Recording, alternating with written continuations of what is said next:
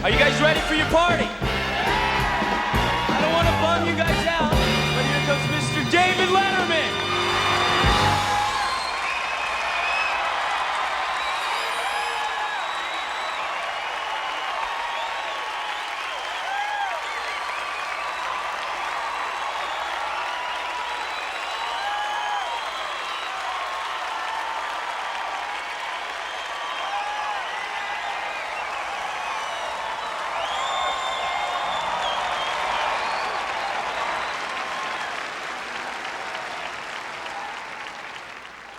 I get a call from Brandon Tartikoff, who is the president of NBC, fill in the blank. President of Vaughn's. We don't know what the guy does. So my assistant says, Dave, will you take the call? And I said, of course. So I slipped on my pants. I picked up the phone.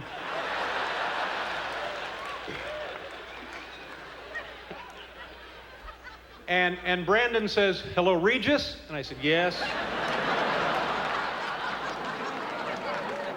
He said, you know, Mitzi Shore, the owner of the Comedy Store and has been since 1974. And I said, excuse me, right there, Brandon, is this entire conversation going to rhyme? And he said, no, it's not really.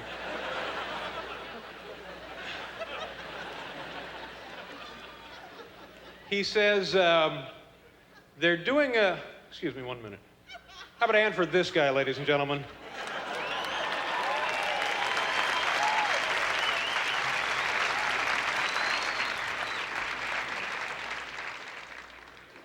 So he says, you know, Mitzi, the woman who runs the Comedy Store, is putting together a television show saluting 15 years of being in business. And we know that you were a part of the Comedy Store, and you used to work there night after night for about 5 years, from 75 through 80, and you would come into a dark, smoke-filled room, and you'd try out your goofy little jokes and stuff in front of drunk people. And he said, Mitzi and I would really like you to be part of this television show. And after listening to what Brandon had to say, the only way I could respond was by saying, do I have to? So,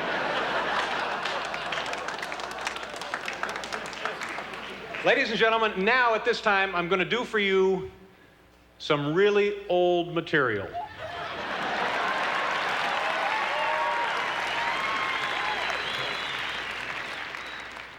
Do me a favor, just play along. Earlier today, I needed to go to the supermarket to buy my dog some dog food. I get in my car, I'm driving down the highway, and I'm behind a garbage truck. I know you're saying to yourself, Dave, it's Sunday, there was no garbage truck. I know. There's a sign on the rear end of the truck that says, vehicle makes frequent stops, do not follow. Well, there you go. Another one of life's simple pleasures ruined by a meddling bureaucracy. So anyway, I get the dog food, and it's this Alpo stuff, and the label on the can, it says new improved flavor. Well, how'd you like to be the guy that gets to make that determination?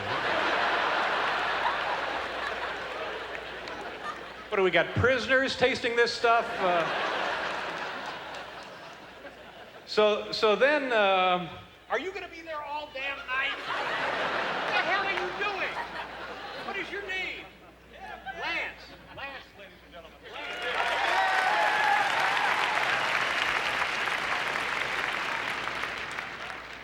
So on the label it says, with a certain degree of pride, it says, this product contains this, and not a speck of cereal on the dog food. They're very, very proud of this. They want to point this out. Not a speck of cereal. Now, my dog spends his day rooting through garbage and drinking out of the toilet.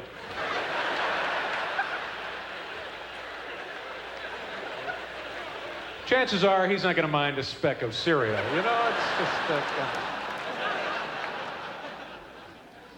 The other great sign, if you ever buy anything called Nitol, it's an over-the-counter sleeping preparation, and they give you the directions for taking this stuff, and it tells you whatever the recommended dosage is, like you care. And then there's a little word of caution that says, do not operate heavy machinery. All right. Okay, let's think about that for a second, shall we? Gets to be about midnight, 12:30 or so. You're exhausted. You've had a hard day. You'd like to go to bed. You slip on your pajamas, take a couple of sleeping pills, and you go outside, fire up the bulldozer, level off a couple acres before you turn in. All right, I have here in my back pocket tonight's top 10 list.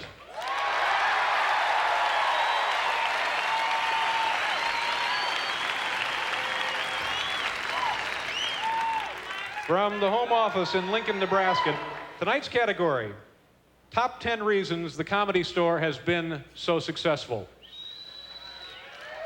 Top 10 reasons the Comedy Store has been so successful. Louis, are you ready? Thank you. Number 10, Marines on leave under mistaken impression Comedy Store is a topless bar. Number 9, Americans can't seem to get enough lame jokes about flying 7-Elevens and the difference between New York and LA. Number 8, it's freeway close. Number 7, comics provide delicate balance of embarrassing vulgarities and where you from ad-libs. Number 6, Golden Sunset Boulevard location impossible to screw up. I wish I was down there with you. Number 5, in 1970s, customers never tired of impressions of Fantasy Island's beloved tattoo.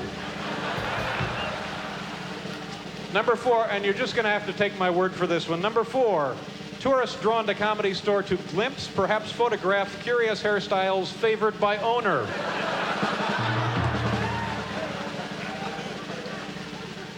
Number 3, diet-conscious customers actually prefer high-water, low-alcohol ratio in Comedy Store cocktails.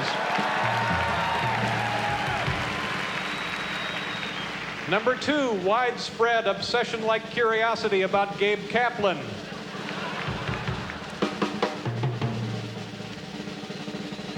And the number 1 reason the Comedy Store has been so darn successful, families believe no price too high for the opportunity to watch Robin Williams touch himself.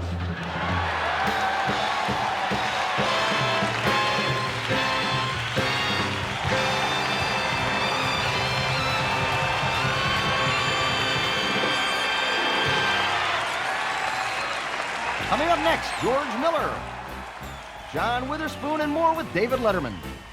Everything now that I've been lucky enough to secure can be directly traced to my appearances at the Comedy Store.